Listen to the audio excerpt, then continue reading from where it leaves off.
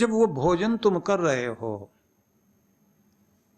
तो वो भी एक भक्ति बन गया, और वो शरीर में जाकर आपको शक्ति तो दे रहा है, लेकिन आप सामर्थ्य मांग रहे हैं, मैं और बेहतर जीवन जीऊं और दूसरों की जिंदगी को भी बेहतर बनाने में सहयोगी बन सकूं।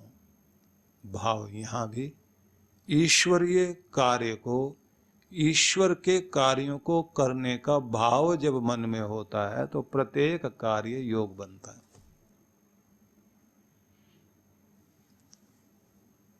अब आप सोचिए कि भोजन भी प्रभु का प्रेम लेकर आप अपने घर में प्रवेश करें, अपने घर को भगवान का मंदिर महसूस करें। और बात इतनी नहीं, आप उपासना भी करते हैं, भक्ति भी करते हैं तो अपने लिए नहीं, भगवान के लिए, भगवान के लिए कीजिए। खुद के मांगने से ज्यादा परमात्मा के प्रति आभार व्यक्त करने के लिए, प्रेम प्रकट करने के लिए, उसका होने के लिए, उसमें समाहित हो जाने के लिए, उसमें लीन होने के लिए आप भक्ति करके देखिए। और जब आप इस प्रकार से अपना भाव प्रकट करते हैं, एक मां अपने बच्चे को पलने में सुला रही है, तो सुलाते हुए मां की लोरी, देखो छिप गया चंद, हवा बहे मंद मंद, बंद करो आँखियां नींद द्वारे आई। मां लोरी गा रही है और महसूस क्या कर रही है कि ये मेरा नन्हा कन्हैया है जो मेरे इस पल्ले में सोया पड़ा है या सोने जा रहा है। तो मां उस लोरी को गाकर उसे भक्ति तो कर रही, ये भी योग है। और जब जगाए तो पुरानी भाव है ना कि जागिए रघुनाथ कुंवर, पंछी गण बोले। राम जी को जैसे जगा रहे हो, राम जी का ही भाव है, योग बन गया। चंद किरण शीतल भई, चकवी पिए मिलन गई, जागी बेको बेर भई, कमल नयन खोले, जागी रघुनाथ कंवर, पंछी गण बोले। जागो मेरे रघुनाथ, मेरे राम। बच्चा है और उसका बेटा है, वो जैसे अपने भगवान को ही जगा रही है, तो उसका बोलना, उसको आप समझिए वो योग बन गया। और बाबा तुलसी कि एक भरोसा भगवान का बनाकर तुम जो जीवन में चल रहे हो, वह भरोसा तुम्हारा योग है। सोवत है तुलसी, भरोसो एक राम को। चैन की नींद सोया पड़ा है। हम पंछी राम के, उड़ते अपनी उडारी, खुले आसमान में। रक्षा करने वाला वही है ना। तो कहीं पर भी आप अपने आप को समर्पित करते हुए भगवान से चल रहे हैं। और अगर इसको और ज्यादा समझना हो ना, क्योंकि यह जो योगी अरविंद की बात बताई, भगवान श्री कृष्ण ने तो इसको पूरा श्लोक में खुद ही बता दिया।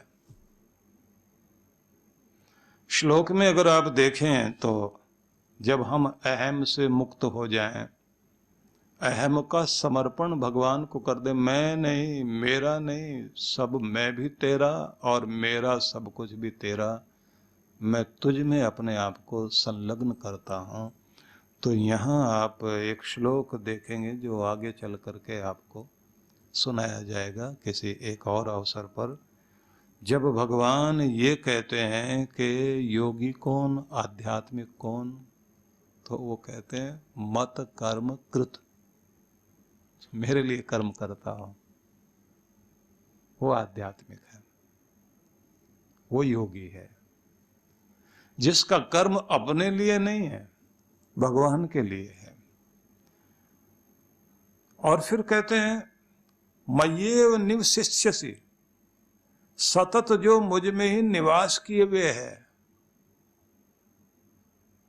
जो भगवान में ही समाहित है, उसमें लीन होकर चलता, वो योगी है, वो आध्यात्मिक व्यक्ति है। और फिर एक और शब्द देखिए, मत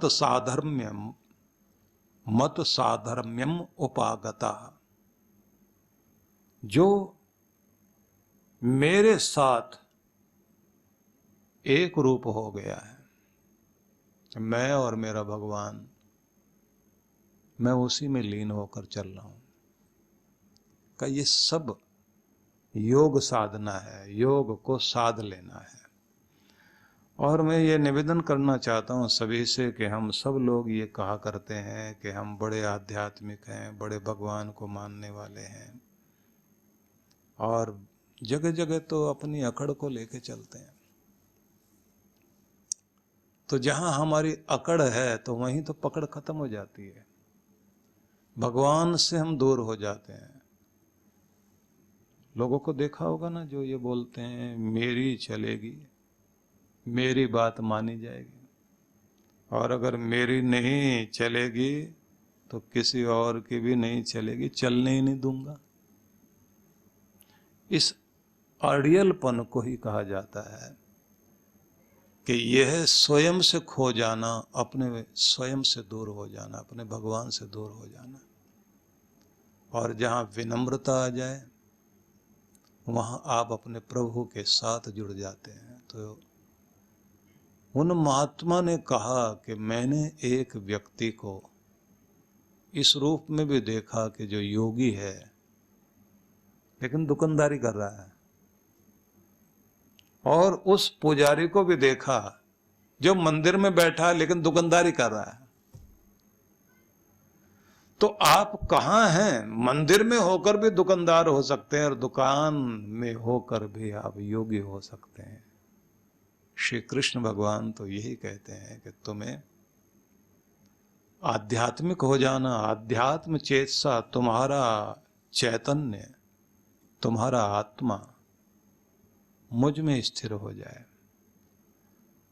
मयि सर्वाणि कर्माणि सन्न्यस्य, और सभी कर्म मुझ में समर्पित कर दो। मतलब मेरे लिए कर्म करने वाले, तुम्हारा ये योग सधने लग जाए तो उस योग सधने का फिर एक बड़ा कमाल का लाभ होगा। वो क्या? तुम जहां भी हो ना, अपने आनंद में रहोगे, अपनी शांति में रहोगे, अपने सुख में रहोगे। एक बहुत प्रसिद्ध चिंतक हुए हैं, दार्शनिक चिंतक, च्वांग-त्सु नाम था। लोग उनके पास जाएं तो कोई विधि ना भी दें, उनके पास जाकर बैठें तो योग सध जाए, ध्यान लग जाए। महान पुरुषों का अपना प्रभाव होता है, उनके ओरे का प्रभाव आता है, और फिर व्यक्ति की दिनचर्या भी सुधर जाती है। व्यक्ति ये सोचता है कि मैं किस आपाधापी में और किस झूठे दिखावे में लग गया हूं। पेट तो चिड़िया भी भर रही है, पेट तो चींटी भी भर रही है, सांप भी अपना पेट भर रहा है, चूहा भी भर रहा है, और उनका भी अपना एक परिवार है, उनके भी बच्चे हैं, जीवन तो वो भी चला रहे हैं। अगर यही जीवन है तो ये तो जीवन कुछ भी नहीं। मनुष्य का जीवन होने के बाद भी अगर हम कुछ उत्कृष्टता नहीं प्राप्त कर पाए तो इस जीवन का लाभ क्या हुआ? सहजों ने कहा था ना कि आए जगत में क्या किया, तन पाला के पेट। आए जगत में क्या किया, तन पाला के पेट, सहजो दिन धंधे गया और रैन गई सुखलेट। रात तो बीत गई कि सुख से लेट के अच्छी सी नींद आ जाए बस। सारा दिन काम धंधा करते बीत गए। और किया क्या? तन पाला के पेट, पेट भरा और तन पाला। जीवन का जो महान उद्देश्य है वो ना पूरा हो, क्योंकि आप परिपूर्णता को प्राप्त करने के लिए आए कि अपनी पूर्णता तक हम पहुंच जाएं, अपने अधूरेपन को कम कर लें। अब ये आप समझें पहले कि अधूरापन क्या है। जीवन में जहां जहां भी अधूरापन है, जिस जिस चीज की भी हम अपने जीवन में कमी अनुभव करते हैं, बस वहीं हम लोगों को ज्यादा पीड़ा होती है। और जो कुछ हमें प्राप्त होता है उसकी हम उपेक्षा करने लगते हैं। जो चीजें हमारे पास उपलब्ध है ना, उनकी तरफ तो हमारा इतना ध्यान जाता नहीं। जो नहीं है उसकी चिंता बहुत होती है। ये मिल जाता तो कितना मुझे जीवन में सुख मिलता, ये चीज होती तो कितना सुखी होता। और वो चीज हो जाए तो उसके बाद में वो कहते हैं ना, जो मिल गया वो मिट्टी, जो खो गया वो सोना। जो मिला हुआ तो मिट्टी बराबर समझते हैं, और खो गया तो मेरा तो सोना खो गया। तो च्वांगसू के पास आकर के बहुत लोग शांति प्राप्त करते थे और बहुत ज्ञानी, बहुत महान चिंतक थे। वहां के राजा ने अपना व्यक्ति भेजा और कहा कि इस हमारे राज्य में सबसे ज्यादा बुद्धिमान एक व्यक्ति है, राज दरबार में वो होना चाहिए।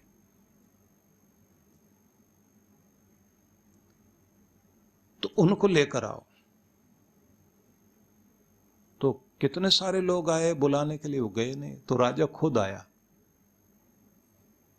और राजा जब आया तो उसने देखा कि नदी किनारे बैठा हुआ वह व्यक्ति च्वांगसू आटे की छोटी छोटी गोलियां बना रखी और एक कछुए को खिला रहे हैं। और कछुआ जो है वो कीचड़ में सरकता हुआ आया और कुछ भाग उसका शरीर का पानी में डूबा हुआ है, कुछ कीचड़ में। और जो वो गोली डाल रहा है आटे की, उसे खा रहा है। और पीछे अपने शरीर को जैसे पूंछ निकाल के हिलाता ना, ऐसे वो अपने शरीर को हिला रहा है। राजा इधर आया, उसने कहा हम आए हैं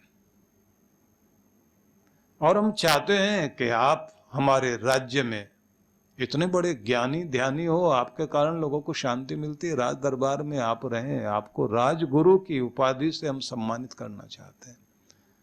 सोने के सिंहासन पर वहां आप जाकर बैठिए महाराज, और सारी दुनिया का भला करिए। उन्होंने पूछा इससे क्या होगा? बोले महाराज आपको भी आनंद होगा, हमको भी होगा।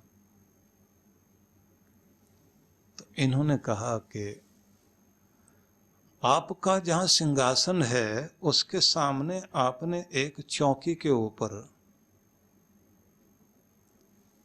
एक कछुआ रखा हुआ है, गोल्डन कछुआ, और उसके ऊपर आपने सोना मढ़ रखा है और वो मर गया है। और उसके चारों तरफ अगरबत्तियां जला जला के उसकी पूजा की जाती है, क्योंकि आपके यहाँ ये माना जाता है ये कछुआ समृद्धि लाता है। तो आप मुझे एक बात बताइए कि वो कछुआ जो वहां है वो ठीक है या ये वाला कछुआ ठीक है? इस कछुए से जरा पूछ के देखे कि वो वहां सोने की गद्दी पे बैठने के लिए जाना चाहता है क्या? ये कहाँ पसंद करेगा? राजा बोले ये तो यहीं पसंद करेगा, अपनी इस नदी में, इसी कीचड़ में भागता हुआ, यहीं पर खुली हवा में आनंद मनाता हुआ। बोले बस मुझको भी वही कछुआ समझ लेना, मैं इस खुली हवा में यहीं बैठकर आनंदित होना चाहता हूँ, जहाँ बंधन में आ जाए आदमी, और जहाँ अहंकार में आ जाए, जहाँ कृत्रिमता में आ जाए, जहाँ बनावट में आ जाए आदमी, जहाँ दिखावे में आ जाए, वहाँ वो खुद से खो जाता है और अपने आनंद से वंचित हो जाता है। इसलिए मैं आध्यात्मिक हूँ, आध्यात्मिक ही बना रहना चाहता हूँ, भौतिकवादी नहीं बनना चाहता। तो अगर हम ये चाहते हैं कि हमारे जीवन में परम आनंद और परम शांति और सुख सुकून रहे, तो निवेदन यही है सभी से कि आप आध्यात्मिक होने की कोशिश कीजिए, और हो सके तो इतनी बात और करना, योग को साधने के लिए ये जरूर महसूस करना कि मैं खुद के लिए या अपने भगवान के लिए कार्य कर रहा हूं। जब आप अपने भगवान के लिए कार्य करने लगते हैं, हर कार्य परमात्मा के लिए, अपने अहम का विसर्जन करके, बस यहाँ से आध्यात्मिकता शुरू होती है, यहाँ से आपका योग सदता है। विख्यात आध्यात्मिक एवं ध्यान गुरु डॉक्टर अर्चिका दीदी के पावन सानिध्य में कैलाश मानसरोवर यात्रा 2025 में भाग लीजिए और परिष्कृत करें अपनी आध्यात्मिक तपस्या को। भगवान शिव एवं सद्गुरुदेव परम पूजनीय श्री सुधांशु जी महाराज के आशीर्वाद से यह 10 दिवसीय तीर्थ यात्रा 8 से 17 सितंबर 2025 तक चलेगी। डॉक्टर अर्चिका फाउंडेशन द्वारा आयोजित यह परम पावन यात्रा 5 साल के लंबे अंतराल के बाद पुनः शुरू होने जा रही है। कैलाश मानसरोवर एक दुर्गम यात्रा है। इसे ध्यान में रखते हुए फाउंडेशन द्वारा हेलीकॉप्टर यात्रा का प्रबंध किया गया है, जिससे सभी विशेषकर वृद्ध तीर्थयात्री इसे सुगमता से पूरी कर पाएंगे। तो चलिए हमारे साथ आत्मा एवं परमात्मा के इस गूढ़ संवाद कैलाश मानसरोवर 2025 की यात्रा में।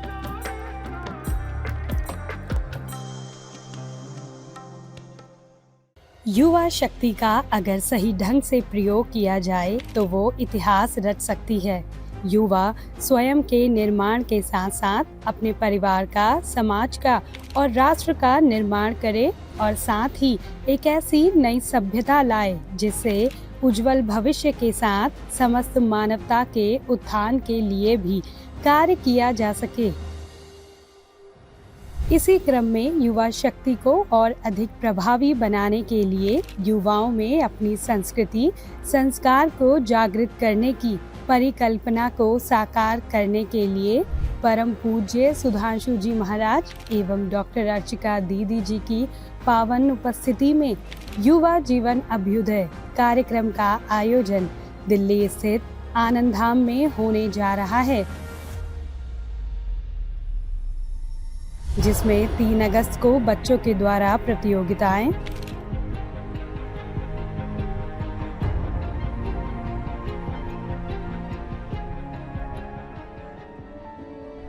तथा महाराष्ट्र